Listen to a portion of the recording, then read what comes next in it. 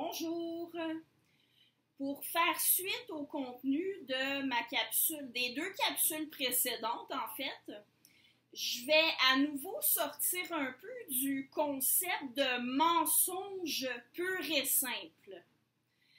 Vous savez, de façon très générale, l'humain est ainsi fait qu'il tord la réalité, plus ou moins consciemment. Ça, j'en parlais il y a deux capsules. Souvent, on préfère donner du crédit à ce qui va dans le sens de ce qu'on croyait déjà,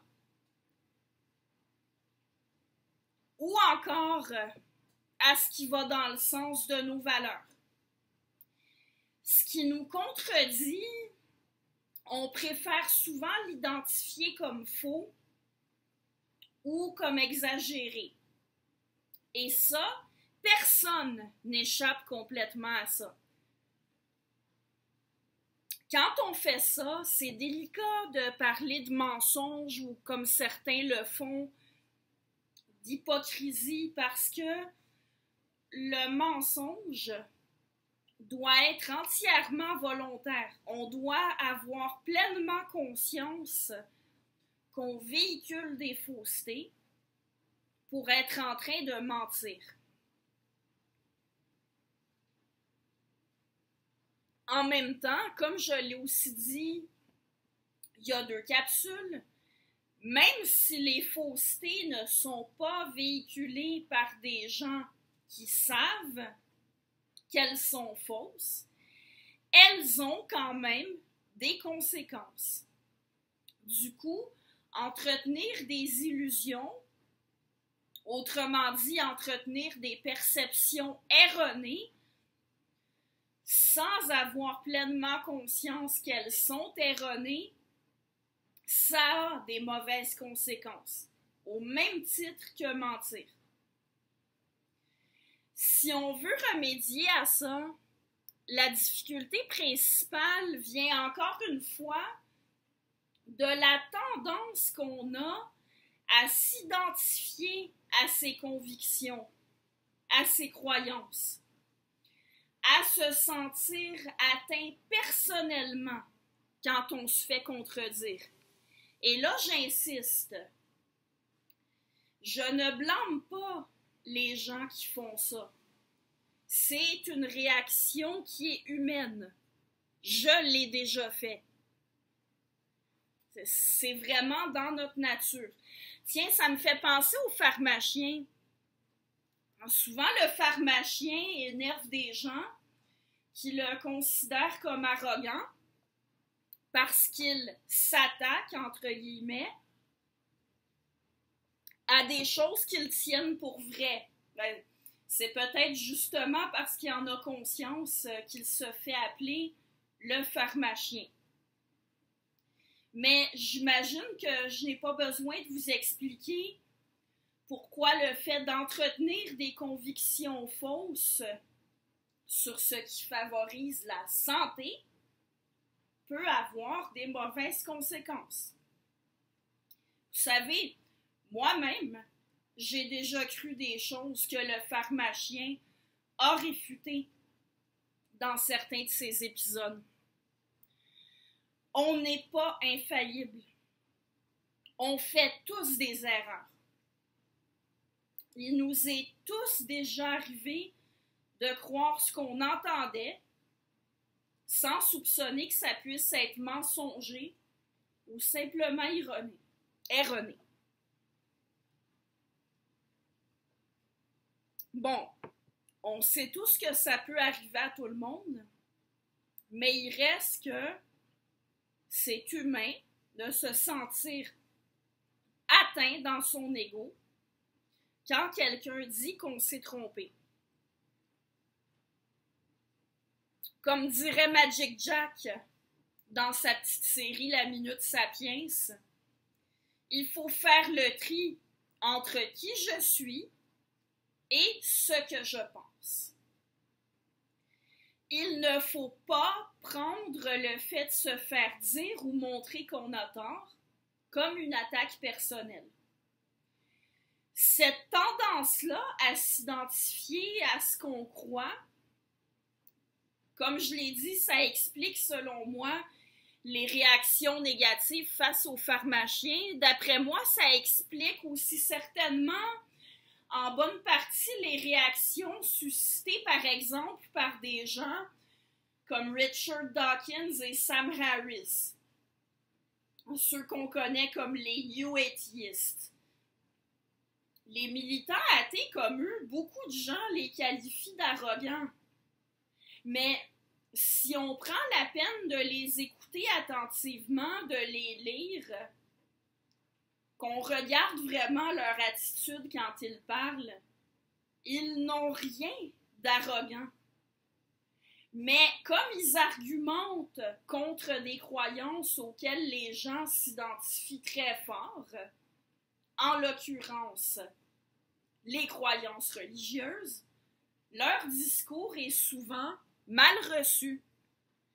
Socialement, collectivement, il faut faire un certain effort, il faut s'aider mutuellement à ne pas se laisser aller à ce genre de réaction, toute humaine soit-elle, celle qui consiste à s'identifier fortement à ce qu'on croit. Et ça commence par une valorisation de la pensée rationnelle et de la vérité qui devrait être inculquée à l'école. Et bien entendu, la pensée postmoderne, que je refuse catégoriquement d'appeler de la philosophie, eh bien, ça n'aide pas. De nos jours, on encourage carrément au relativisme, à faire des croyances des éléments de l'identité des individus ou des peuples. Et cette conception-là, elle fait en sorte qu'il n'y a pas moyen de remettre en question les croyances sans que ça passe en même temps pour une remise en question de l'identité et même de la dignité de ceux qui les ont. Sur ce sujet-là, j'ai déjà fait toute une série de capsules. Vous pouvez cliquer sur le lien sous cette capsule-ci pour écouter ma série sur un chapitre d'un livre de Sokal et Bricmont. Mais pour celle-ci, je vais conclure en prévoyant le coup quant à certaines réactions que je sais que je risque de susciter en mentionnant des militants comme Sam Harris et Richard Dawkins.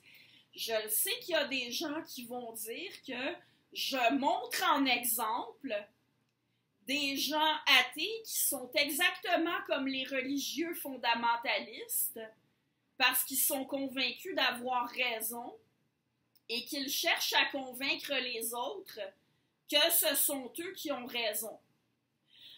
Bon, sur ce point précis, on peut difficilement dire que ce n'est pas le cas.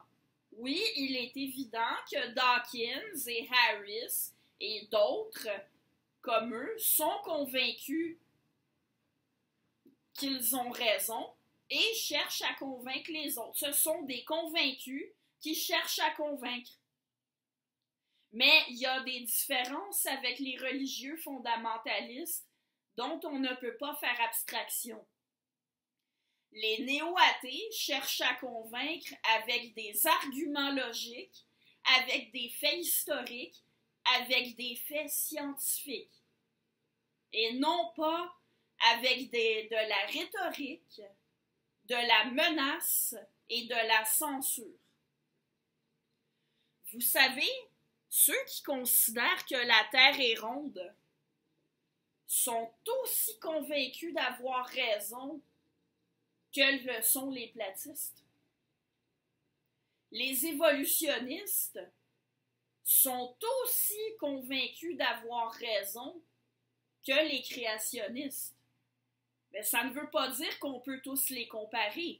Si on prend comme seul critère le fait d'être convaincu et d'essayer de convaincre, et qu'on met tous ceux qui cherchent à convaincre les autres dans le même panier, on est en train de faire abstraction de la possibilité que parmi ceux qui cherchent à convaincre les autres, certains soient plus près de la vérité que d'autres et aient des meilleures prémices que d'autres. Et quand on fait abstraction de ça, c'est souvent parce qu'on fait justement l'erreur d'identifier les humains à leurs convictions, ce qui crée l'illusion que certains ça crée l'illusion, pardon, que quand on dit que certains ont raison et d'autres tort, que ça revient à nier l'égalité entre les humains. L'effort dont je parle, là, l'effort que je dis qu'on devrait encourager socialement en commençant par l'encourager à l'école, l'effort de dissocier sa personne de ses convictions et d'accepter qu'on peut se faire contredire, ça ne veut pas dire se limiter à dire « j'ai mon opinion, l'autre a la sienne ». Et ça veut encore moins dire qu'on ajoute « ah, aucun de nous deux n'a raison, aucun de nous deux a tort ». Non, il faut aller plus loin que ça. Il faut s'ouvrir à la possibilité qu'on ait tort, justement, et être ouvert à changer d'opinion s'il y a des bonnes raisons de le faire.